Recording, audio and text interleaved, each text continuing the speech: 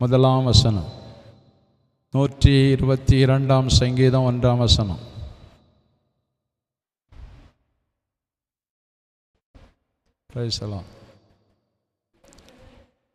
பின்னால இருக்கிறவங்களை கேட்டுதா? 122 சங்கீதம் 1 வசனம் 1 வசனம்.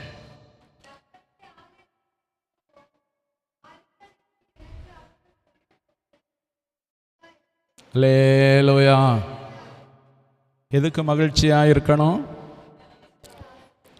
ஒரு முறை கூட கரங்களை உயர்த்தி அல்லேலூயா சொல்லுவோம். கர்த்தருடைய ஆலயத்துக்கு போவோம் வாருங்கள் என்று அவர்கள் எனக்கு சொன்னபோது மகிழ்ச்சியாயிருந்தேன். அல்லேலூயா. தேவ பிள்ளைகளாயிருக்கிற நாம் நம்மை குறித்து இந்த உலகத்தில் ரட்சிக்கப்படாத தேவ பிள்ளைகள் சொல்லணும். அவங்க என்ன கர்த்தருடைய ஆலயத்துக்கு கூப்பிட்டாங்க, நான் மகிழ்ச்சியோடு கர்த்தரை ஆராதிக்கும்படி கடந்து வந்தேன். அல்லேலூயா, அல்லேலூயா. தேவனுடைய ஆலயத்தில் தான் மகிழ்ச்சி இருக்கிறது பாருங்கள். கர்த்தருடைய ஆலயத்துக்கு வருவதில் தான் மகிழ்ச்சி. ஒரு ஆவிக்குரிய தேவ பிள்ளைக்கு எங்கே மகிழ்ச்சின்னா தேவனை ஆராதிக்கிறதுல தான், தேவனை துதிக்கிறதுல தான், தேவனை தரிசிக்கிற இடத்துல தான், தேவனை முகமுகமாய் பார்க்கக்கூடிய அந்த அனுபவம் தான் அவருடைய வாழ்க்கையில் மகிழ்ச்சியாக இருக்க முடியும். அல்லேலூயா. இந்த உலகத்தில் உள்ள மகிழ்ச்சிகள் எல்லாம் அது சுருங்கி போகக்கூடியது. இந்த பூக்களை பாருங்கள், காலையில் அது விரிந்து வரும், ஆனால் வெயில் ஏற ஏற அந்த பூக்கள் என்ன செய்கிறது? வாடி போகிறது. அதுபோல் இந்த உலகத்தில் உள்ள மகிழ்ச்சிகள் எல்லாம் வாடி போகக்கூடியது. எந்த மகிழ்ச்சியானாலும் அது சீக்கிரத்தில் நம்மை விட்டு ஒளிந்து போகக்கூடியது தான். ஆனால் ஒரு தேவனுடைய பிள்ளை கர்த்தர் கொடுக்கிற மகிழ்ச்சி, கர்த்தரிடத்திலிருந்து வருகிற மகிழ்ச்சி, கர்த்தர் அவருடைய வாழ்க்கையில் செய்கிற பெரிய பெரிய நன்மைகளை பார்த்து மகிழும்போது தான் பாருங்கள் அவருடைய வாழ்க்கையில் பெரிய மகிழ்ச்சியை, பெரிய சந்தோஷத்தை, வாழ்க்கையில் எப்போ மகிழ்ச்சியாக இருக்க முடியும்னா தேவ பிரசன்னத்தை அனுபவிக்கும் போது தான். அல்லேலூயா. தேவனுடைய ஆலயத்துக்கு எதுக்கு வருகிறோம்? தேவ பிரசன்னத்தை அனுபவிக்கிறதுக்கு.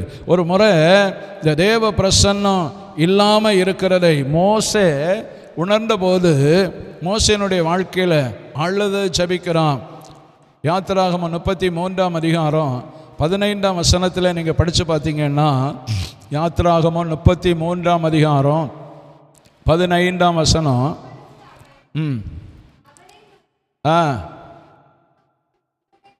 உம்முடைய சமூகம் என்னுடனே கூட செல்லாமல் இருந்தால் எங்களை இவ்விடத்திலிருந்து கொண்டு போக வேண்டாம். அல்லேலூயா. தூதன் எங்களுக்கு முக்கியம் அல்ல. ஆண்டவருக்கு ஸ்தோத்திரம். நாங்கள் கானானுக்கு போய் சேருவது முக்கியம் அல்ல. எங்களுக்கு கொடுத்திருக்கிற வாக்கு தத்தங்கள் எல்லாம் முக்கியம் அல்ல. ஆனால் எங்களுக்கு என்ன வேணும்? உம்முடைய சமூகம்தான் வேணும். அல்லேலூயா, அல்லேலூயா. தேவனுடைய ஆலயத்துக்கு நம்ம எதுக்கு வருகிறோன்னா தேவ சமூகத்தை அனுபவிக்கிறதற்கு, தேவ சமூகம் நம்மோடு இருக்கிறதற்கு. நம்முடைய உலக வாழ்க்கையில், இந்த உலகத்தில் எத்தனையோ பிரச்சனைகளை நாம் சந்திக்க வேண்டியது இருக்கிறது. ஒவ்வொரு நாளும் எத்தனையோ விதமான பிரச்சனைகளோடாக நாம் கடந்து போகிறோம். அந்த பிரச்சனைகள் எல்லாம் மேற்கொள்ளுகிறதற்கு நமக்கு பலன் இல்லாமல் இருக்கலாம். ஆனால் தேவ சமூகம் நம்மோடு கூட வருமையானா நம்முடைய வாழ்க்கை ஜெயமானதாய் மாறும். அல்லேலூயா. அப்போ அதனால தேவ பிள்ளைகள் தேவனுடைய ஆலயத்தில் வந்து தேவ சமூகத்தோடு இணைந்து வாழ விரும்புகிறவர்களாக இருக்க வேண்டும். தேவ சமூகத்தோடு இணைந்து வாழும்போது அந்த வாழ்க்கை வெற்றியானதாக இருக்கும். அல்லேலூயா. ஜெயமானதாக இருக்கும். விடுதலையோடு நாம் வாழ முடியும், மனம் நிறைவோடு வாழ முடியும், மன மகிழ்ச்சியோடு வாழ முடியும். தேவனோடு வாழுகிற வாழ்க்கை தான் பாருங்க மிகவும் ஆசீர்வாதமான வாழ்வு. ஒரு முறை தேவனை சுமந்து கொண்டு வந்தார்கள். எப்படி கொண்டு வந்தார்கள்? ஆண்டவருக்கு ஸ்தோத்திரம்.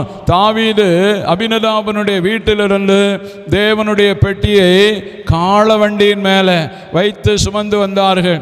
ஆண்டவருக்கு ஸ்தோத்திரம். தேவனை சுமக்க வேண்டிய பிரகாரம் சுமக்காதபடி காளைனால பசுமாடுனால சுமந்ததுனால அந்த மாடுகள் மிரண்டு போனதுனால ஊசா கை நீட்டி பெட்டியை பிடித்தான். பெட்டி ஆண்டவர் ஸ்தோத்திரம் சரியும் போது அது நிமித்தம் கர்த்தர் ஊசாவை அடித்தார் என்று சொல்லி இருக்கிறது. அப்படிப்பட்ட அந்த நேரத்தில் ஒரு மனுஷனுடைய வீடு திறந்திருந்தது. அல்லேலூயா. ஓபேத்-ஏதோமனுடைய வீட்டில் கர்த்தர் வந்தா பாருங்க. அந்த தேவ சமூகம் அங்கே தேவனுக்கு பிரியமில்லாத வாழ்ந்த அந்த அபினதாவினுடைய மகனாகிய ஊசாவுக்கு அடி விழுந்தப்போ இங்கே தேவனுக்கு பயந்து தன்னுடைய வீடை ஆண்டவருக்கென்று திறந்து கொடுத்திருந்ததான ஆண்டவருக்கு ஸ்தோத்திரம். ஓபேத்-ஏதோமையும் அவனுடைய வீட்டையும் அவனுக்குண்டான எல்லாவற்றையும் ஆசீர்வதித்தார். அல்லேலூயா. அப்ப தேவ பிள்ளைகள் ஒன்று அறியணும். தேவனோடு நாம் பிரயாணம் பண்ணும்போது, தேவனோடு நம்ம வாழ்க்கையை ஆரம்பிக்கும் போது நம்முடைய வாழ்க்கையில் இருக்கிற தீமைகள் எல்லாம் மாறிப்போம். உண்மையாய் நீங்களும் நானும் ஆண்டவரை நேசித்தா, உண்மையாய் ஆண்டவரை பின்பற்றினா, உண்மையாய் ஆண்டவரை சேவித்தா, உண்மையாய் ஆண்டவருக்கு நம்ம முக்கியத்துவம் கொடுத்தா நம்முடைய வாழ்க்கையில, குடும்பத்தில், ஆவிக்குரிய வாழ்க்கையில, தேவனுக்கு அடுத்த காரியங்களில் உண்மையாய் தேவனை நேசிப்போமானா கர்த்தர் கூடவே வருவார். அல்லேலூயா, அல்லேலூயா. கர்த்தர் நம்மோடு கூட இருந்தா நம்முடைய வாழ்க்கை ஆசீர்வாதமா இருக்கும், மன நிறைவா இருக்கும், மன மகிழ்ச்சி இருக்கும், மன சந்தோஷம் இருக்கும். இதை தாவீது 16ஆம் சங்கீதத்திலே தாவீது சொல்லும் போது இந்த கர்த்தரை எப்பொழுதும் எனக்கு முன்பாக வைத்திருக்கிறேன் என்று சொல்லுகிறார். அல்லேலூயா. இந்த கர்த்தர் எனக்கு முன்னால எப்பொழுதும் இருக்கிறதுனால நான் என்ன செய்யப்படுறது இல்லை, அசைக்கப்படுகிறது இல்லை. வாழ்க்கையில ஆண்டவருக்கு ஸ்தோத்திரம். மனிதனுடைய வாழ்வு என்று சொல்லுகிறது நாணலுக்கு சமமானது. எதுக்கு சமமானது? நாணலுக்கு. காற்றடிக்கும் போது அந்த நாளன் என்ன செய்கிறது? அசைகிறது, ஆடுகிறது. அதுபோலதான் ஒரு மனிதனுடைய வாழ்வு. அப்படிப்பட்டதான ஒரு வாழ்க்கை தான் நம்ம வாழ்ந்து கொண்டிருக்கிறோம். ஆனா இந்த நாணலுக்கு பாருங்க, காற்றடிக்கும் போது சின்ன காற்றடித்தாலும் சரிதான், அது அங்கே இங்கே ஆடிக்கொண்டே அசைந்து கொண்டே இருக்கிறது. அப்படிப்பட்டதான நாணலை போன்ற வாழ்க்கை நம்முடைய வாழ்க்கையா இருந்தாலும் தேவன் நம்மோடு கூட இருப்பாரே. ஆனா அந்த நாணல் பிரயோஜனமுள்ள நாணலாக பாருங்க.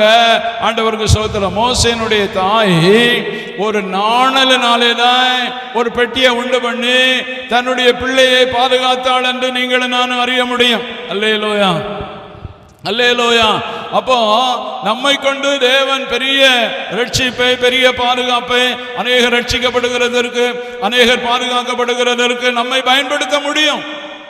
நம்மை ஆண்டவர் பயன்படுத்த முடியும். நம்மை கொண்டு தேவன் பிரயோஜனப்படுத்துவான். அப்ப தேவ பிள்ளைகளா இருக்கிற நாம் நம்முடைய வாழ்க்கையில சில வேளை அங்கே இங்கே ஆடிக்கொண்டிருக்கலாம், அசைந்து கொண்டிருக்கலாம். நமக்கு விசுவாசத்துல சில உறுதியான ஒரு அனுபவம் இல்லாம இருக்கலாம். நீங்க உறுதியாய் கர்த்தருக்குள்ள நின்றீங்கன்னா கர்த்தர் உங்களையும் பயன்படுத்துவார். அல்லேலூயா.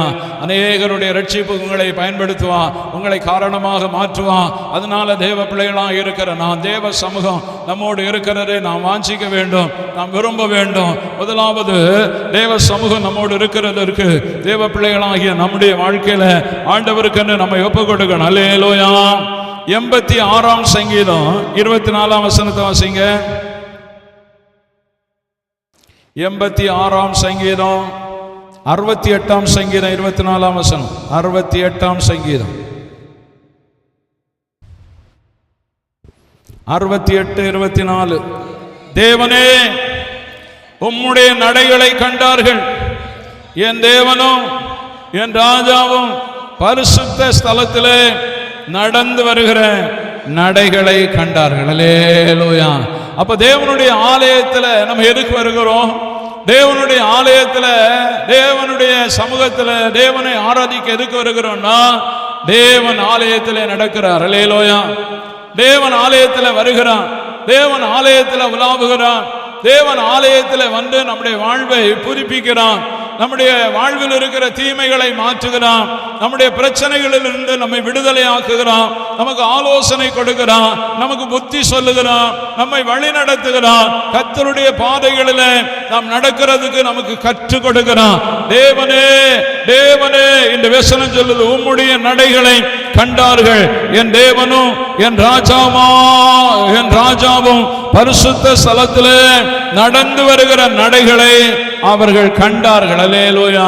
யாரு கண்டாங்கன்னு கேட்டீங்கன்னா, மகிழ்ச்சியோடு தேவனுடைய சமூகத்தில் வருகிறவங்க, மகிழ்ச்சியோடு ஆண்டவரை ஆராதிக்கிறவங்க தேவனுடைய நடைய பார்க்க முடியும். அல்லேலூயா. தேவன் நடக்கிறத, தேவன் உலாவுகிறத, தேவன் நம்முடைய நடுவில் வெளிப்படுகிறத தேவ பிள்ளைகள் அறிந்து கொள்ள முடியும். ஆண்டவருக்கு சோத்திரம். அவருடைய நடைய கண்டார்கள் என்று வேதம் சொல்லுது. தேவ பிள்ளைகள் தேவ மகிமையை பார்க்கணும், தேவ பிரசன்னத்தை பார்க்கணும், தேவனை நம்ம பார்க்கணும். நம்முடைய ஆவிக்குரிய கண்கள் திறக்கப்படணும். நம்முடைய ஆவிக்குரிய கண்கள் திறந்தால் தேவனுடைய மகிமையை பார்க்க முடியும், தேவன் நடந்து வருகிறதை பார்க்க முடியும், அவருடைய சமூகம் நம்மோடு இருக்கிறதை பார்க்க முடியும். அவருக்கு பயப்படுகிற பயம் நமக்குள்ளே உண்டாகும். தேவனுடைய ஆளுகை நம்முடைய வாழ்க்கையில, குடும்பங்களிலே, சபைகளிலே உண்டாகும். தேவன் நம்முடைய வாழ்க்கையில கடந்து வரும்போது, சபையிலே கடந்து வரும்போது தேவனுடைய நடைகளை நாம் பார்க்கிறதற்குரிய நமக்கு பிரகாசமுள்ள மனக்கண்கள் தேவன் தருவாரேயானா தெய்வ பயத்தோடு நாம் ஆண்டவரை சேவிப்போம். அல்லேலூயா. அநேகருக்கு தெய்வ பயம் ஏன் இல்லை என்று சொன்னா, தேவனை குறித்து அறிவில்லாததுனால, தேவனுடைய பிரசன்னத்தை அனுபவிக்க முடியாததுனால, தேவனுடைய கிருபை அவர்களிடத்தில் இல்லாததுனால, தேவ சமூகத்தோடு அவர்கள் இணைந்து வாழ முடியாததுனால அவருடைய வாழ்க்கையில ஆண்டவருக்கு ஸ்தோத்திரம், தேவனுடைய ஆசீர்வாதங்களை அனுபவிக்க முடியல. தெய்வீக சந்தோஷம் இல்ல, தேவ தரிசனம் இல்ல, தெய்வீக வெளிப்பாடு இல்ல. தேவனுடைய பிள்ளைகள் இந்த நாட்களில் தேவன் நடக்கிறதை நாம் பார்க்கிறதற்கு நம்முடைய கண்கள் பிரகாசிக்க வேண்டும். அல்லேலூயா. அடுத்த வசனம் சொல்லுது, முன்னாக பாடுகிறவர்களும் பின்னாக வீணைகளை வாசிக்கிறவர்களும் சுற்றிலும் தம்புரு வாசிக்கிற கன்னிகைகளும் நடந்தார்கள். அல்லேலூயா. அப்ப நமக்கு ஒன்று நல்லா புரியுது பாருங்க. எப்படி புரியுது? எப்ப ஆண்டவர் சபையில நடந்து வருவான், எப்ப அவருடைய நடையை நான் பார்க்க முடியும்? ஆராதனையில தான். அல்லேலூயா, அல்லேலூயா. தேவன் ஆராதிக்கும் போது, ஆண்டவர் ஆராதிக்கும் போது, ஆண்டவரை துதிக்கும் போது அவருடைய பிரசன்னம் நம்முடைய நடுவில் வெளிப்படும், அவருடைய சமூகம் இறங்கி வரும். அல்லேலூயா. உதாரணமாக பாருங்க, 6 நாள் அந்த எரிகோவின் கோட்டையை சுற்றி ஒரு முறை நடந்தாங்க. 7ஆம் நாளில் ஆண்டவர் சொன்னா, ஆண்டவருக்கு ஸ்தோத்திரம், 7ஆம் நாளில் 7 முறை நடந்து அந்த கோட்டையை சுற்றும் போது எக்கால சத்தத்தை போல உங்களுடைய சத்தத்தை உயர்த்தி ஆர்ப்பரிக்கணும்னு சொன்னார். அல்லேலூயா. அப்படி ஆர்ப்பரிச்சப்போ கர்த்தர் அங்கே இறங்கி வந்தார். அல்லேலூயா. கர்த்தர் இறங்கி வந்தா அவர்களுக்கு தடையாயிருந்த அந்த வாக்கு தத்தத்தை சுதந்திரித்துக் கொள்ள முடியாத தடையாயிருந்த தடைகள் எல்லாம் உடைஞ்சு தானாக விழுந்தது. தேவனை துதிக்கும் போது, தேவனை ஆர்ப்பரிக்கும் போது, தேவனை மகிமைப்படுத்தும் போது தடையாக இருக்கிற எல்லா தடைகளையும் கர்த்தர் உடைத்து போடுவார். அல்லேலூயா. அதனால தான் அங்கே வேதம் சொல்லுது, முன்னாக பாடுகிறவர்களும் பின்னாக வீணைகளை வாசிக்கிறவர்களும் சுற்றிலும் தம்புரு வாசிக்கிற கன்னிகளும் நடந்தார்கள். அடுத்த வசனம் சொல்லுது, இஸ்ரவேலின் ஊற்றிலிருந்து தோன்றினவர்களே, சபைகளின் நடுவே ஆண்டவராகிய தேவனை ஸ்தோத்திரியுங்கள். அல்லேலூயா, அல்லேலோ. ஒன்று தேவனை ஆராதிக்கிறது, இரண்டாவது கர்த்தரை ஸ்தோத்திரம் பண்ணிக்கொண்டே இருக்கணும். தேவ செய்தி கேட்டுக்கொண்டிருந்தாலோ நம்முடைய இருதயம் பலிபீடமாக எரிந்து கொண்டிருக்கணும். அல்லேலூயா. இருதயத்திலிருந்து ஸ்தோத்திரம் பண்ணு கொண்டே இருக்கணும். எப்பொழுதும் அவரை ஸ்தோத்திரம் பண்ணிக்கொண்டே இருக்கணும். அவரை துதித்து கொண்டே இருக்கும்போது நம்முடைய வாழ்க்கை மகிமையானதாய் பிரகாசிக்க ஆரம்பிக்கும். அல்லேலூயா. அதனால நான் வசனம் சொல்லுது, இஸ்ரவேலின் ஊற்றிலிருந்து தோன்றினவர்களே, சபைகளின் நடுவே ஆண்டவராகிய தேவனை ஸ்தோத்தரியுங்கள். அல்லேலூயா. நம்ம ஸ்தோத்தரித்து கொண்டே இருக்கணும். எப்பொழுதும் ஆண்டவரை துதித்து கொண்டே இருக்கணும். ஆண்டவரை நாம் மகிமைப்படுத்தி கொண்டே இருக்கணும். அப்படி நாம் இருந்தா வாழ்நாள் முழுவதும் மகிழ்ச்சியா இருக்கிறோம். அல்லேலூயா, அல்லேலூயா. தேவனுடைய பிள்ளைகள் ஆண்டவருடைய சமூகத்தில் எப்பொழுது மகிழ்ச்சியா இருப்பதை தேவன் விரும்புகிறார். 2வது வேதம் சொல்லுகிறது, ஏசாயா தீர்க்கதரிசியினுடைய புஸ்தகம் அதனுடைய 56ஆம் அதிகாரம் 7ஆம் வசனத்தை படிச்சீங்கன்னா, ஏசாயா 56:7.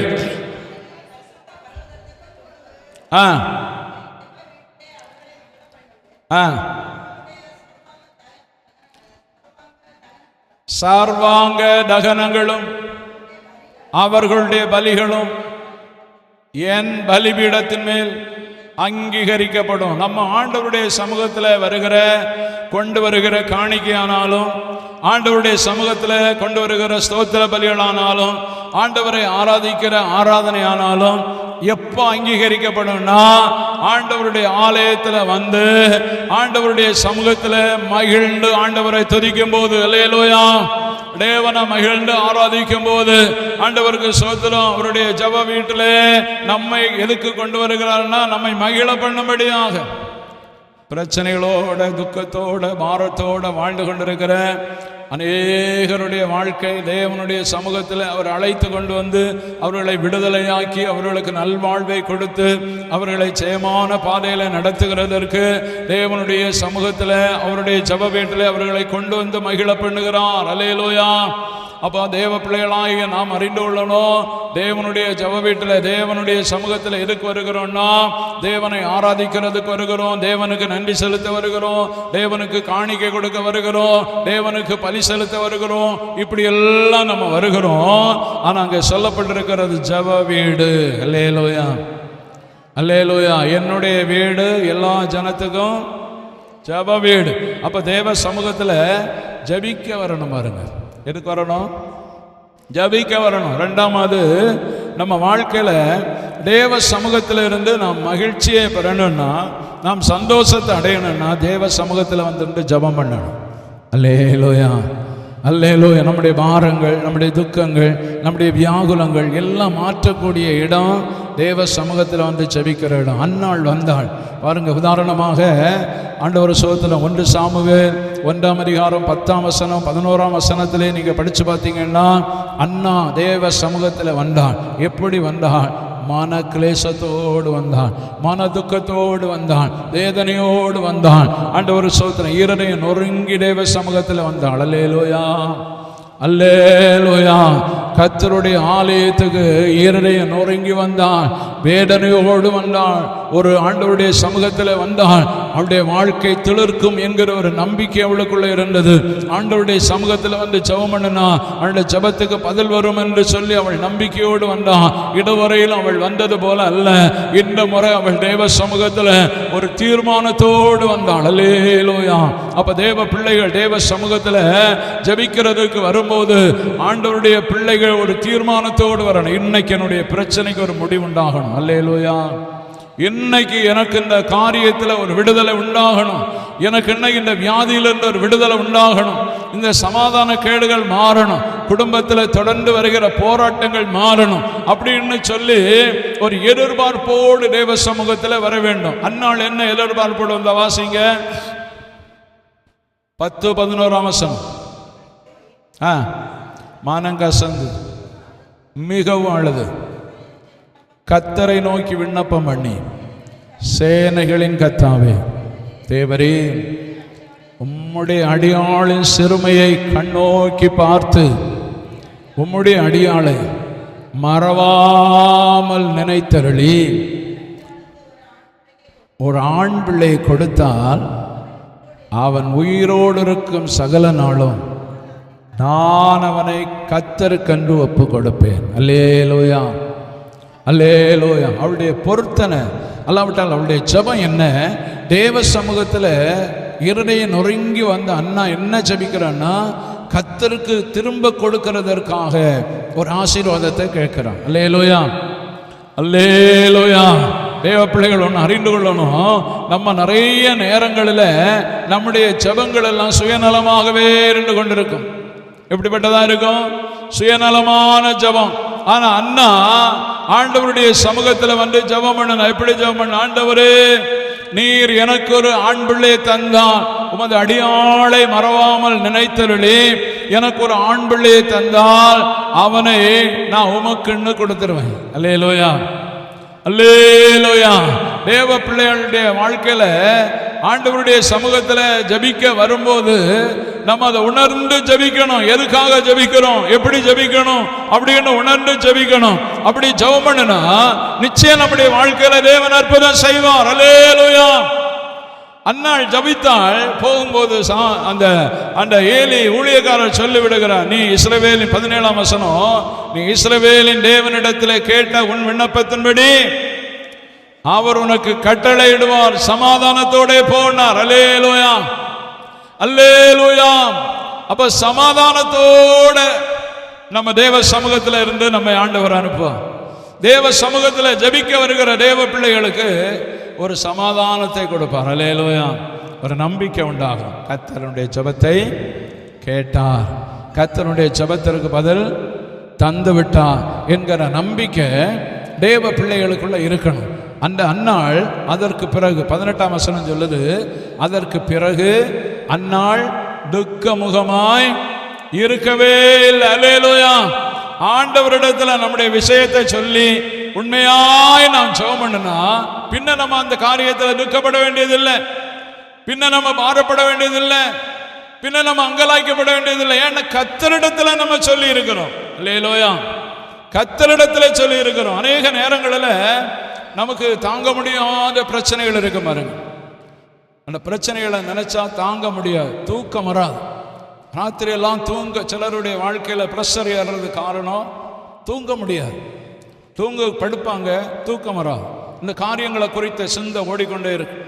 ஆண்டவர் சொன்னார் 55ஆம் சங்கீதம் 22ஆம் வசனத்தில், எல்லா உங்கள் பிரச்சனைகளையும், எல்லா உங்களுடைய பாரத்தையும், எல்லா உங்களுடைய துக்கத்தையும் எங்கே கொண்டு வைக்கணும்? தேவ சமூகத்தில். அல்லேலூயா, அல்லேலூயா. அந்நாள் தேவ சமூகத்தில் வந்து தன்னுடைய பாரத்தை எல்லாம் வச்சுட்டு போனா பாருங்க.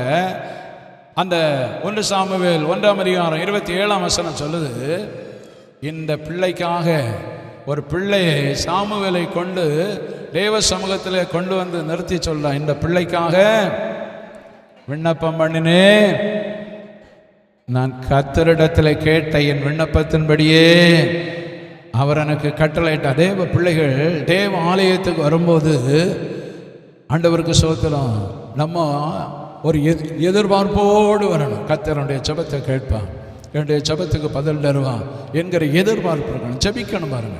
ஜெபிக்கிறவங்களுக்கு தான் அந்த நம்பிக்கை இருக்கு. ஆண்டவருக்கு ஸ்தோத்திரம். யாக்கோபு பாருங்க, யாக்கோபு ஜெபித்தான், இரவு முழுவதும் போராடி ஜெபித்தான். ஆண்டவருக்கு ஸ்தோத்திரம். தேவ பிள்ளைகள் இரவு ஜெபத்துக்கு வரணும். அடுத்த விழிப்பு ஜெபம் ஆண்டவருக்கு ஸ்தோத்திரம் அடுத்த வாரம் நடக்கும். அப்போ விழிப்பு ஜெபத்துக்கு எல்லாரும் வரணும். அல்லேலூயா. கஷ்டத்தை பார்க்கக்கூடாது. ராத்திரி நமக்கு போகணுமே அப்படின்னு உள்ள கஷ்டத்தை பார்க்காது. இங்கே ஃபேன் இருக்குது, ஆண்டவருக்கு ஸ்தோத்திரம், உங்களுக்கு லைட்டு கிடக்கும். நீங்கள் உள்ளால் படுத்துட்டு அந்த டோரை போட்டுறீங்கன்னா உங்களுக்கு இங்கே படுத்துக்கிடலாம். காலையில் எழுந்து போகலாம், 4 மணிக்கு எழுந்து போகலாம், உங்கள் வசதிக்கு செய்யலாம். அப்படி சில சூழ்நிலையில் போக முடியாது அப்படின்னு நினைக்கிறவங்க, போகிறவங்களுக்கு போகலாம். அல்லேலூயா. ஆனால் ஜெபங்கள் என்ன செய்யக்கூடாது? முடக்கவே கூடாது. அல்லேலூயா. பாருங்க, நம்ம ஜெபிக்க வேண்டிய நேரம் ஜெபிக்கலைன்னா பலன் வராது. பாருங்க, ஜெபிக்க வேண்டிய தேவன் ஆண்டவர் ஸ்தோத்திரம். ஏசாயா 50ஆம் அதிகாரத்தில் ஒரு வசனம் உண்டு பாருங்க, நான் வந்தபோது நீங்கள் இல்லாமல் போனதென்ன? எத்தனாம் வசனம்? 2ஆம் வசனமா? 2ஆம் வசனமா?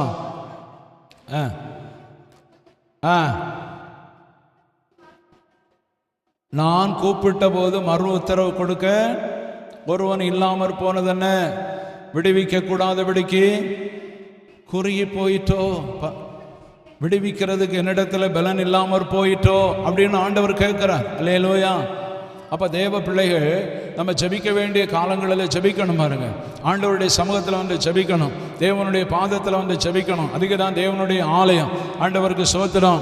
ஆண்டவருடைய சமூகத்தில் சாலமோன் ஆலயம் கட்டி கொண்டு ஆண்டவருக்கு ஸ்தோத்திரம், இந்த தேவாலயத்தில் வந்து ஜெபிக்கிற ஒவ்வொருடைய ஜெபத்திற்கும் தேவனுடைய கண்களும் உம்முடைய செவியும் திறந்திருப்பதாக அப்படின்னு சொல்லி ஜெபம் பண்ணினப்போ ஆண்டவர் அப்படியே என்னுடைய செவியும் என்னுடைய கண்களும் திறந்திருக்கும் அப்படின்னு சொல்லி பதில் கொடுத்தார். அல்லேலூயா. அப்போ தேவனுடைய ஆலயத்தில் நம்ம வந்து ஜெபிக்கும் போது நம்முடைய எல்லா பிரச்சனைக்கும் பரிகாரங்களை கொடுக்கிறான், எல்லா பிரச்சனைகளும் நமக்கு விடுதலை கொடுக்கிறான், எல்லா தீமைகளும் நம்மை விட்டு மாறுகிறது. எல்லா நிலையிலேயும் தேவனுடைய ஆசீர்வாதங்களை நாம் பெற்றுக்கொள்ள தேவன் நமக்கு உதவி செய்கிறவராக இருக்கிறான். அதனால தேவ சமூகத்தில் வந்து ஜெபிக்கிற ஒரு அனுபவத்தை தேவ பிள்ளைகள் பெற்றுக்கொள்ளணும். அல்லேலூயா, அல்லேலூயா. ஆண்டவருக்கு ஸ்தோத்திரம். 3ஆவது அதனுடைய 122ஆம் சங்கீதம் 9ஆம் வசனத்தை வாசிங்க. 122ஆம் சங்கீதம் 9ஆம் வசனம். எங்கள் தேவனாகிய கர்த்தரின் ஆலயத்தின் நிமித்தம் நன்மை உண்டாகும். மூன்றாவது தேவ பிள்ளைகளுக்கு தேவனுடைய ஆலயத்தில் வருகிறது எதுக்குன்னா நமக்கு நன்மை உண்டாகும். அல்லேலூயா. தேவனுடைய ஆலயத்தில் தேவ பிள்ளைகள் வரணும், தேவ நன்மைகளை நம்ம பெற்றுக்கொள்ளணும். அல்லேலூயா. நம்ம இந்த உலகத்தில் சில நன்மைகளை நமக்கு ஆண்டவர் கொடுக்கலாம் பாருங்க. உலக நன்மை உலகத்தோடு முடிந்து போகக்கூடியது. ஆனால் தேவனிடத்திலிருந்து நன்மைகளை நம்ம பெற்றுக்கொள்ளணும். தேவனிடத்தில் இருக்கிற நன்மைகளை, தேவனிடத்தில் வருகிற ஆசீர்வாதங்கள் நமக்கு ரொம்ப முக்கியமானது. அதுதான் என்னாலும் நம்மோடு கூட இருக்கக்கூடியது. அல்லேலூயா. தேவனிடத்தில் வருகிற உலகத்தில் இருந்து நம்ம கஷ்டப்படுகிறோம், சம்பாதிக்கிறோம், பல பாடுகளை பட்டு சம்பாதிக்கிறோம். அதில் சில நன்மைகள் வருகிறது. அப்படி வருகிற நன்மைகள் ஆண்டவருக்கு ஸ்தோத்திரம். அது ஒரு குறிப்பிட்ட காலம் வரையில் தான் நம்முடைய வாழ்க்கையில் நிலை நிற்கும். அதுக்கப்புறம் அந்த நன்மைகள் நம்மை விட்டு போய்விடுகிறது. நம்ம ஒரு ஆண்டவருக்கு ஸ்தோத்திரம் ஒரு வயல் வாங்குகிறோம், ஒரு நிலத்தை வாங்குகிறோம், ஏதோ ஒன்று வாங்குகிறோம், ஒரு குறித்த காலம் வரையிலும் அவர்களிடத்தில் இருக்கிறது. அதுக்கு பிறகு அவர்களை விட்டு போய்விடுகிறது. இதுபோல இது இந்த உலகத்தினுடைய நன்மைகள். 85ஆம் சங்கீதம் 12ஆம் வசனத்தில் நீங்கள் படித்து பார்த்தீங்கன்னா, கர்த்தர் நன்மையானதை தருவான், தன் தேசமும் தன் பலனை கொடுக்கணும்னு சொல்லி இருக்கிறது. அப்போ தேவ பிள்ளைகள் தேவனிடத்தில் நன்மையை பெறும்போது இந்த தேசத்திலிருந்து நமக்கு பலன் உண்டாகும். கர்த்தர் தான் நமக்கு நன்மையை தருகிறது. அல்லேலூயா. ஆண்டவருடைய நன்மை, தேவன் தருகிற நன்மைகளை பெற்றுக்கொள்ளணும் பாங்க. தேவன் தருகிற நன்மைகளில் மிக முக்கியமான நன்மை என்னன்னா, ஆண்டவருக்கு ஸ்தோத்திரம். என்ன நன்மை யாருக்காகிலும் தெரிஞ்சவன்னு சொல்லுங்க. மிக மிக மிக முக்கியமான நன்மை கற்பத்தின் கனியாகிய நன்மை. அல்லேலூயா. இது கர்த்தரிடத்திலிருந்து தான் வருமே தவிர வேற எந்த நிலையிலையும் வராது. அல்லேலூயா. ஏன்னா பைபிள் அப்படி சொல்லுது. ஆண்டவருக்கு ஸ்தோத்திரம். 127ஆம் சங்கீதம் 4ஆம் வசனத்தில், இதோ பிள்ளைகள் கர்த்தரால் வரும் சுதந்திரம், கற்பத்தின் கனி அவரால் கிடைக்கும் பலன். அல்லேலூயா. அப்போ தேவனுடைய பிள்ளைகள் நன்றாக அறிந்துள்ளணும். நமக்கு இந்த உலகத்தில் எவ்வளோ சொத்து இருக்கலாம் பாருங்க, பணம் இருக்கலாம், புகழ் இருக்கலாம். ஒரு பிள்ளை இல்லைன்னா அந்த குடும்பம் இருள் அடைந்தது போல இருக்கும். ஒன்றும் என்ன இருந்தாலும் ஒன்றும் இல்லாதது போல தான் இருப்பாங்க. ஆண்டவருக்கு ஸ்தோத்திரம். கழிந்த நாளில் ஒரு எனக்கு தெரிஞ்ச, நான் தான் அவருக்கு ஞானஸ்நானம் கொடுத்தேன், ஒரு எஸ்ஐ நாராமலை பகுதியில். அப்போ அவருக்கு 2 பெண் பிள்ளைகள் உண்டு. ஏற்கனவே 2 பெண் பிள்ளைகள் உண்டு. அந்த 2 பெண் பிள்ளைகளையும் திருமணமாகி கல்யாணம் பண்ணி கொடுத்துட்டாங்க. இப்போ இவருக்கு இடையில் ரொம்ப அவர் கொஞ்சம் முடியாத ஆள். ஆண்டவர் ஸ்தோத்திரம். அப்போ இவருக்கு முடியாதாச்சு. முடியாத ஆனப்போ இவருக்குள்ள ஒரே பாரம். இப்போ பார்க்குறதுக்கு யாரும் இல்லை. ஒரு மக அமெரிக்காவிலே அங்கெங்கேயோ அங்கே தூரத்தில் இருக்கிறான். இனி ஒரு மக வெளியூரில் இருக்கிறான். 2 பேரும் உடனே வர முடியாது. இந்த அமெரிக்காவில் இருக்கிறவா இன்னும் புறப்பட்டால் நாளை என்ன செய்யலாம், வந்து சேரலாம். ஆனால் உள்நாட்டில் இருக்கிறவா இன்னும் புறப்பட்டாலையும் 3 நாள் கழித்து தான் வர முடியும். அப்படிப்பட்ட தூரத்தில் இருக்கிறார். அதனால் அவர் நினச்சாரு, சில வேளை என்னங்கள் ஒன்று சம்பவிச்சுன்னா எப்படி நான் என் பிள்ளைகளை பார்ப்பேன். அவ்வளோ ரொம்ப வயசு ஒன்றும் இல்லை. இப்போ தான் ஒரு 2 வருஷத்துக்கு முன்னால் தான் ரிட்டையர்ட் ஆச்சு. ஆனால் அவருடைய சரீரத்தில் பலவீனம், அவருக்கு ஒரு பிரச்சனையும் உண்டு, கஷ்டமும் உண்டு. அப்போ பாருங்கள், அப்படிப்பட்ட அந்த மனுஷனுடைய வாழ்க்கையில் அந்த பிள்ளைகள் பக்கத்தில் இல்லாத இருக்கும்போதே, நல்ல வசதி உள்ளவர் தான், ஆனால் கார் இருக்குது, கார் ஓட்ட அவருக்கு முடியாது. ஆனால் கார் ஓட்டணும், பிள்ளைகள் இந்த காலத்தில் பிள்ளைகள் ஓட்டுனாங்க இங்கே வெளியே போனோன்னா. இப்போ அதுக்கெல்லாம் டிரைவரை பார்க்கணும். இப்படி அவருக்கு ஒரே வருத்தம். அப்போ தேவ பிள்ளைகளாகினா நம்முடைய வாழ்க்கையில் நமக்கு தேவன் கொடுக்குற ஆசீர்வாதத்தில் மிக உயர்ந்த ஆசீர்வாதம் என்னதுதான்? பிள்ளைகள். அல்லேலூயா, அல்லேலூயா. அப்போ தேவ பிள்ளைகளாகினா ஆண்டவர் நமக்கு பிள்ளைகளை கொடுத்தா அந்த பிள்ளைகளை கர்த்தருக்குன்னு நம்ம திருப்பி கொடுக்குற ஒரு பழக்கம் நமக்கு இருக்கணும். இந்த பிள்ளை பிரதிஷ்டைன்னெல்லாம் ஒன்று உண்டு பாருங்க, பிள்ளை பிரதிஷ்டை. இந்த பிள்ளை பிரதிஷ்டைன்னா என்ன? ஆண்டவர் ஸ்தோத்திரம். அந்த பிள்ளைய கர்த்தருடைய ஊழிய நீங்கள் கொண்டு வந்து எங்கள் கையில் தரும்போது நாங்கள் அதை ஜெபம் பண்ணி கர்த்தருக்குன்னு பிரதிஷ்டை பண்ணுவோம். அந்த பிள்ளையை கர்த்தருக்குன்னு நீங்கள் வளர்க்கணும், உங்களுக்குன்னு நீங்கள் வளர்க்கக்கூடாது. அல்லேலூயா, அல்லேலூயா. நீங்கள் கர்த்தருக்குன்னு வளர்த்தீங்கன்னா எப்படி வளர்ப்பீங்கன்னா, கர்த்தருக்கு ஏற்ற சிக்ஷையிலும் போதனையிலும் கர்த்தரை அறிகிற அறிவிலும் அதிகமாக விருத்தி அடைகிறதற்கு அறிந்து கொள்ளுகிறதுக்கு ஏற்றதாக வளர்ப்போம். நீங்கள் எங்கள் பிள்ளை, என்னுடைய பிள்ளை அப்படின்னு நீங்கள் உங்களுக்குள்ள அந்த சிந்தை இருந்துன்னா இந்த உலகத்துக்கு அடுத்த காரியங்களில் நல்ல அறிவுள்ளவர்களாக நல்ல படிக்கணும், 24 மணி நேரம் படிக்கணும், 24 மணி நேரம் உலக காரியங்களிலே நம்முடைய சிந்தனைகளை நம்ம பிள்ளைகள் மேலே செலுத்திக்கிட்டே இருப்போம். அப்போ தேவ பிள்ளைகளாக நம்ம அறியணும், ஆண்டவருக்கு ஸ்தோத்திரம், நம்ம பிள்ளை கர்த்தர் கொடுத்த பிள்ளைகளை கர்த்தருக்குன்னு வளர்க்கணும். நம்ம பிள்ளைகள் தான், ஆனால் கர்த்தர் நமக்கு கொடுத்தா அந்த கர்த்தருக்குன்னு வளர்த்தா அந்த பிள்ளைகள் எப்பொழுதும் கர்த்தரை துதிக்கிறவர்களாக இருந்தால் அந்த பிள்ளைகளை கர்த்தர் உயர்த்தி கொண்டே வருவார். அல்லேலூயா. பிள்ளைகளை கர்த்தர் கனம் பண்ணி கொண்டே இருப்பான்.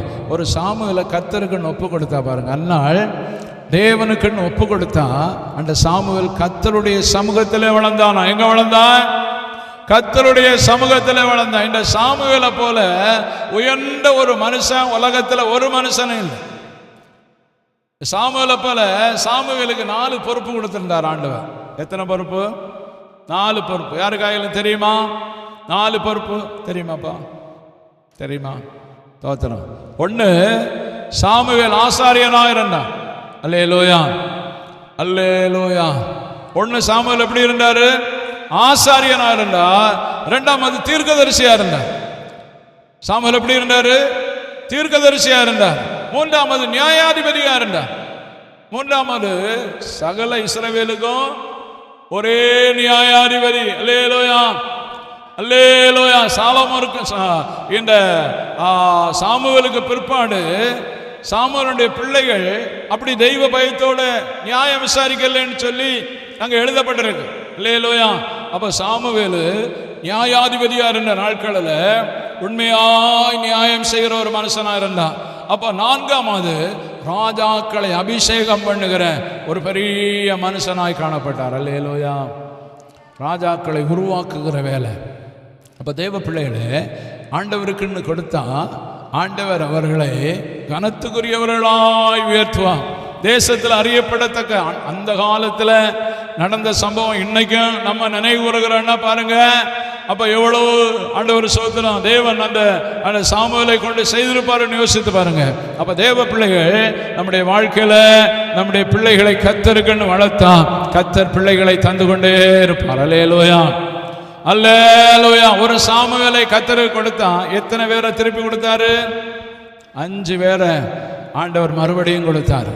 அப்போ நீங்க ஒரு நன்மையை கர்த்தருக்கு கொடுத்தீங்கன்னா கர்த்தர் உங்களுக்கு இன்னும் 5 மடங்கு அதிகமாக தருவார். அல்லேலூயா, அல்லேலூயா. அப்படிப்பட்ட தேவனாகும். அதனால தான் கர்த்தருடைய ஆலயத்தில் போய் அந்நாள் பொருத்தனை பண்ணி ஜெபம் பண்ணுனா. அப்போ தேவ பிள்ளைகளாகிய நாம நம்முடைய வாழ்க்கையில அப்படியெல்லாம் நம்ம செய்வோமானா தேவன் நம்மை ஆசீர்வதித்து கனப்படுத்துவார். அல்லேலூயா.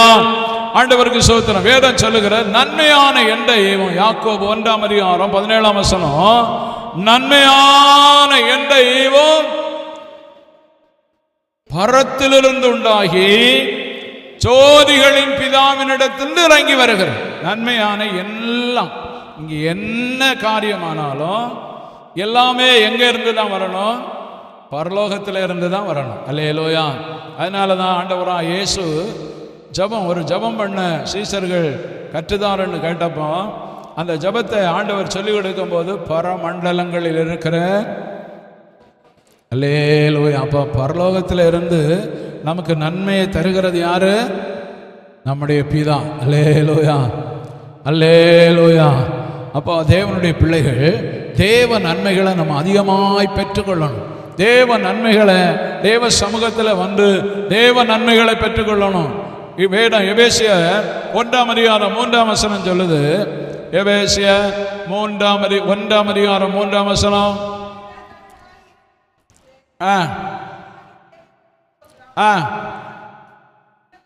உன்னதங்களிலே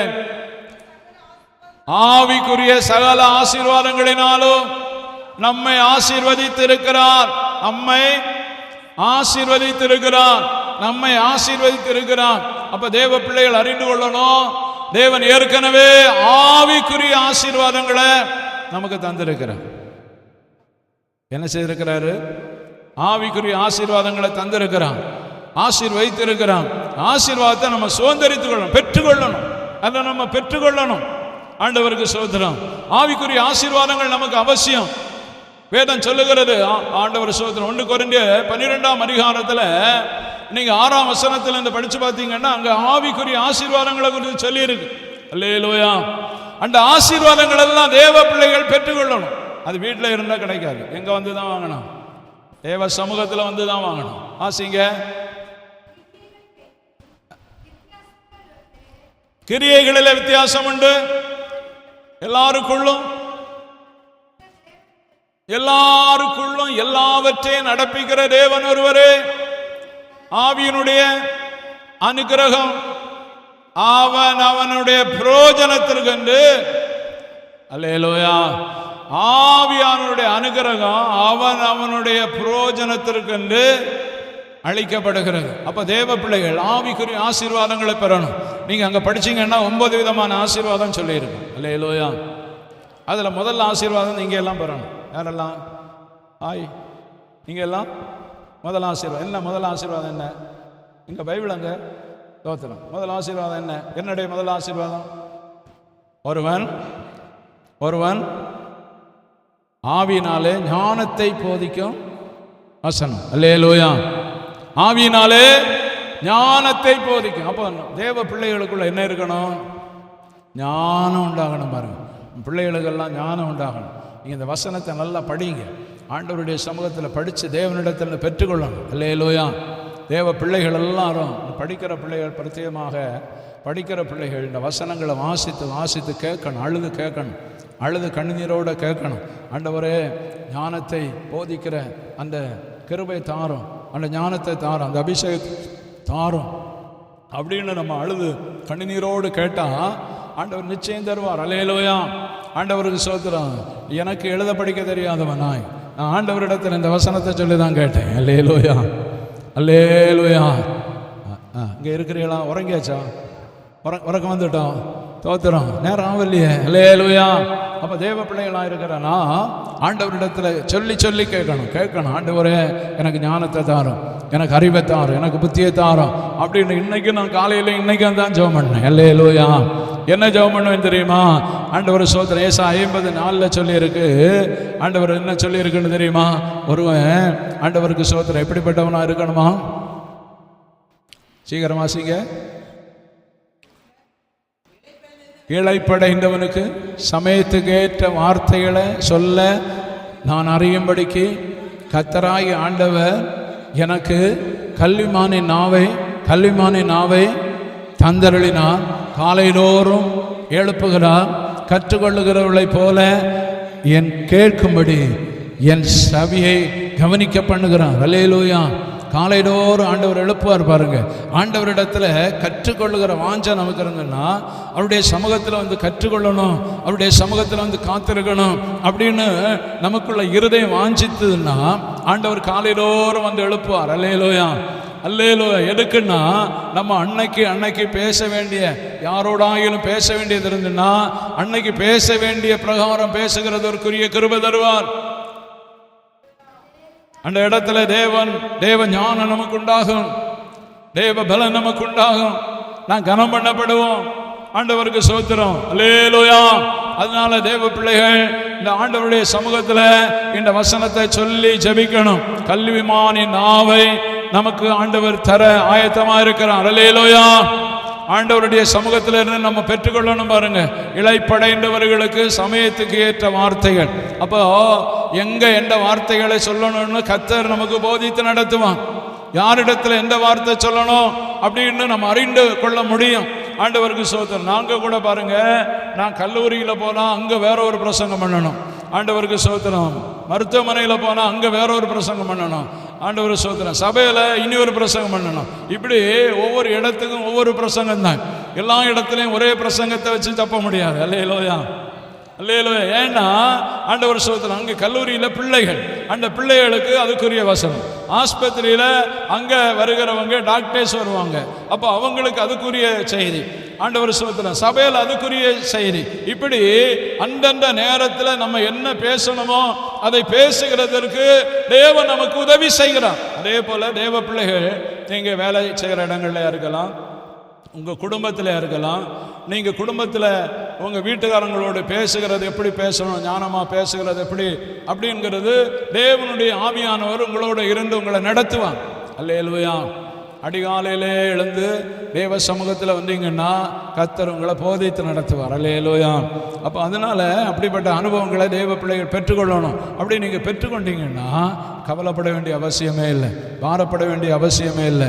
என்ன எந்த இடத்துல எடை பேச வேண்டும் என்று ஆவியானவரே நமக்கு போதிப்பார், ஆவியானவரே நம்மை நடத்துவார். இந்த சில இடங்களில் ஆண்டவர் ஸ்தோத்திரம் இன்டர்வியூக்கெல்லாம் போவாங்க. இங்கேயும் நாளைக்கு அடுத்த வாரம் இன்டர்வியூ இருக்குன்னு நினைக்கிறேன், அப்படி தானே? ஆண்டவர் ஸ்தோத்திரம் இன்டர்வியூக்கெல்லாம் போவாங்க பாருங்க. இன்டர்வியூ போகிறவங்க தேவ சமூகத்தில் ஜெபம் பண்ணுறவங்களா இருந்தால் பாரப்படவே மாட்டாங்க. அல்லேலூயா. துக்கப்படவே மாட்டாங்க. ஏன்னா அவர்களுக்கு ஒரு நம்பிக்கை இருக்கு, கர்த்தர் பார்த்து கொள்ளுவார், கர்த்தர் பார்த்து கொள்ளுவான். ஆண்டவருக்கு ஸ்தோத்திரம்.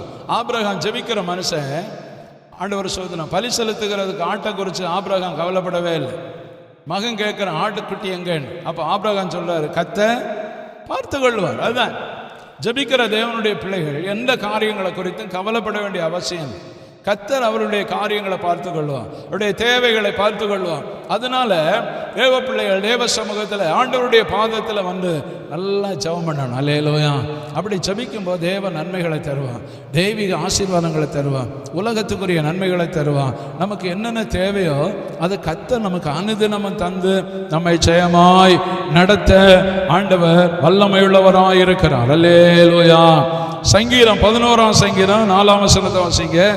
11ஆம் சங்கீதம்.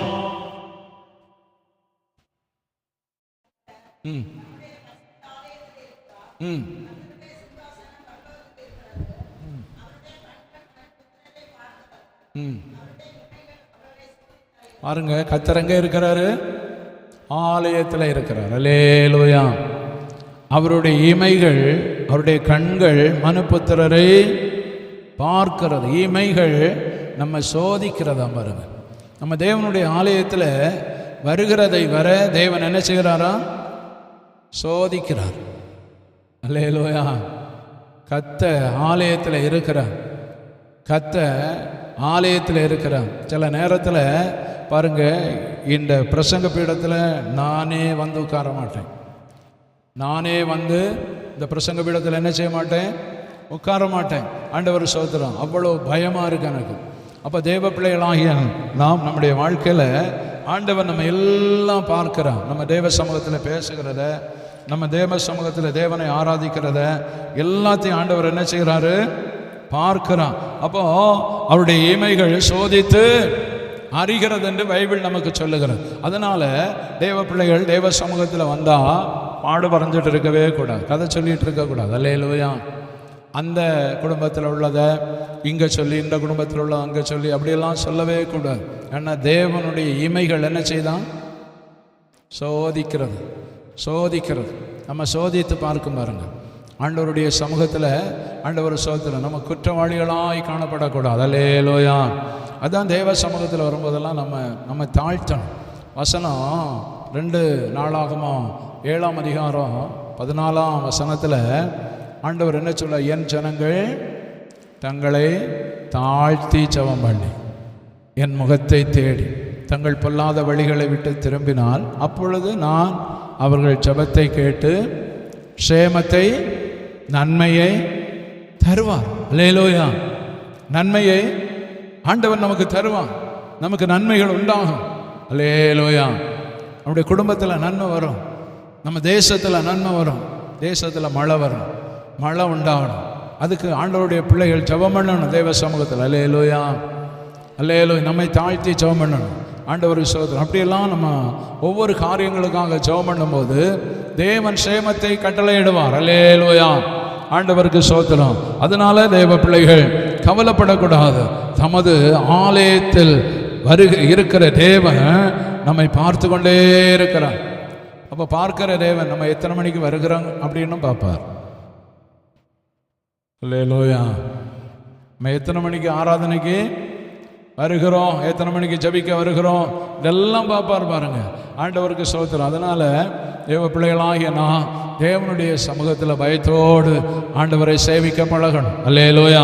4ஆவது ஆண்டவருக்கு ஸ்தோத்திரம் 92ஆம் சங்கீதம் 13ஆம் வசனம். 92 2ஆம் சங்கீதம். கர்த்தருடைய ஆலயத்தில் நாட்டப்பட்டவர்கள். பாருங்க, நம்ம வாழ்க்கை தேவனுடைய ஆலயத்தில் என்ன செய்யப்படணும்? நாட்டப்படணும். பாருங்க, நாட்டப்படணும்னா என்னது? ஆண்டவருடைய ஆலயத்தில் உறுதியாயிருக்கணும், செம்மையாயிருக்கணும். ஆலயத்தில் நம்ம சாட்சியாயிருக்கணும். ஆலயத்தில் எல்லா காரியங்களிலேயும் நம்ம முன்ன நிற்கணும். அல்லேலூயா. கர்த்தருடைய ஆலயத்தில் நாட்டப்பட்டவர்கள் எங்கள் தேவனுடைய பிரகாரங்களில் நீங்கள் செழிப்பாக இருப்பீங்க. உங்கள் குடும்பம் செழிப்பாக இருக்கும், உங்கள் தலைமுறை செழிப்பாக இருக்கும், உங்களுடைய வாழ்வு செழிப்பாக இருக்கும். தேவனுடைய ஆலயத்தில் நிற்கிற ஒரு வாழ்க்கை என்று சொல்லுகிறது, அது மிக மிக செழிப்பான அனுபவம். அல்லேலூயா, அல்லேலூயா. ஆண்டவருக்கு ஸ்தோத்திரம். நீங்கள் வேணும்னா சங்கீதம் 52ஆம் அதிகாரம் அதனுடைய 8ஆம் வசனத்தில் படிச்சிங்கன்னா அங்கே ஒரு ஒலிவ மரத்தை குறித்து சொல்லியிருக்கு. ஒலிவ மரம் தானா? என்ன மரம்? 8ஆம் வசனம் 52ஆம் சங்கீதம்.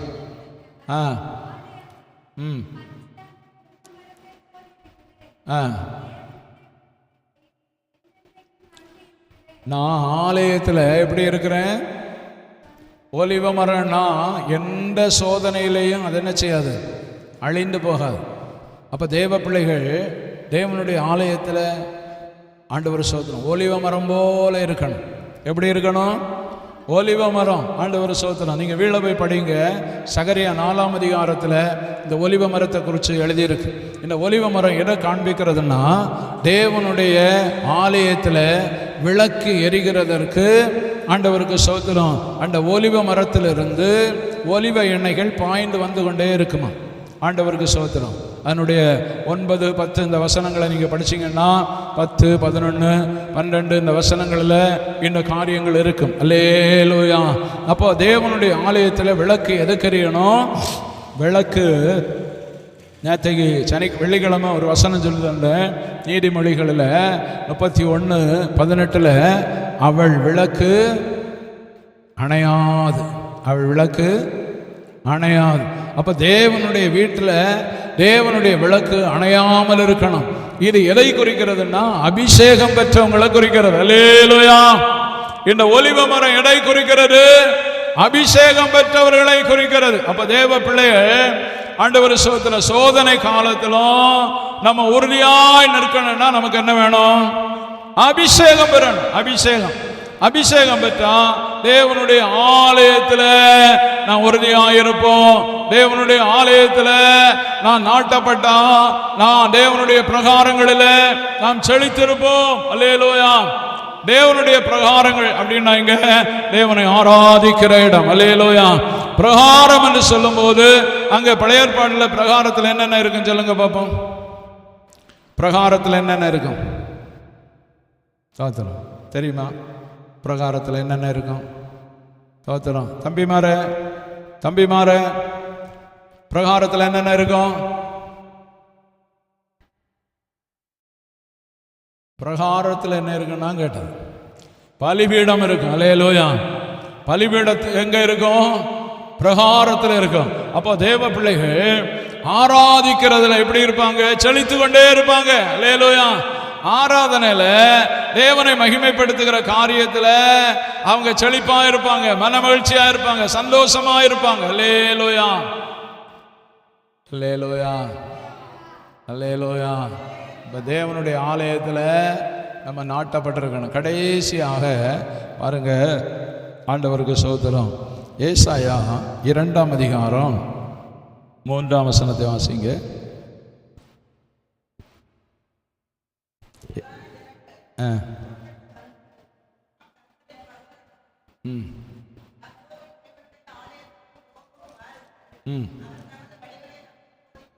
அவர் தமது வழிகளை நமக்கு போதிப்பார், நாம் அவர் பாதையில் நடப்போம் என்பார்கள். ஏனெனில் சீயோனிலிருந்து வேதமும் எருசலேமிலிருந்து கர்த்தருடைய வசனமும் வெளிப்படும். அல்லேலூயா, அல்லேலூயா. அப்ப தேவனுடைய பிள்ளைகள், இங்க வேதம் சொல்லுகிறது, திரளான ஜனங்கள் புறப்பட்டு வந்து நான் கர்த்தரின் பர்வதத்துக்கு போவோம். அல்லேலூயா. கர்த்தரின் பர்வதம்னா இங்கே பர்வதம் என்று சொல்லப்பட்டிருக்கிறது தேவனுடைய சமூகம், தேவனுடைய ஆலயம். அல்லேலூயா, அல்லேலூயா. அப்ப தேவனுடைய ஆலயத்தில் வந்தா ஆண்டவருக்கு ஸ்தோத்திரம்.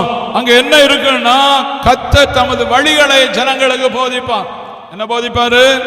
தேவன் தம்முடைய வழிகளை போதிப்பார். தேவனுடைய ஆலோசனை நமக்கு உண்டாகும். தேவன் நம்மை போதித்து நடத்துவான், நமக்கு புத்தி சொல்லுவான். நாம் இந்த பாதையில போகக்கூடாது, இதை செய்யக்கூடாது, இதை பார்க்க கூடாது அப்படின்னு எல்லாம் தேவன் நம்மை போதித்து நல்ல வழியிலே நடத்துவார். எங்க வரணும்? தேவனுடைய ஆலயத்தில் வரும்போது நம்மை அவர் போதித்து நடத்துகிற தேவன். இன்னும் ஒரு வசனத்தோட வாசிங்க, நீதிமொழிகள் 3ஆம் அதிகாரம் 23ஆம் வசனம். நீதிமொழிகள் 3ஆம் அதிகாரம்.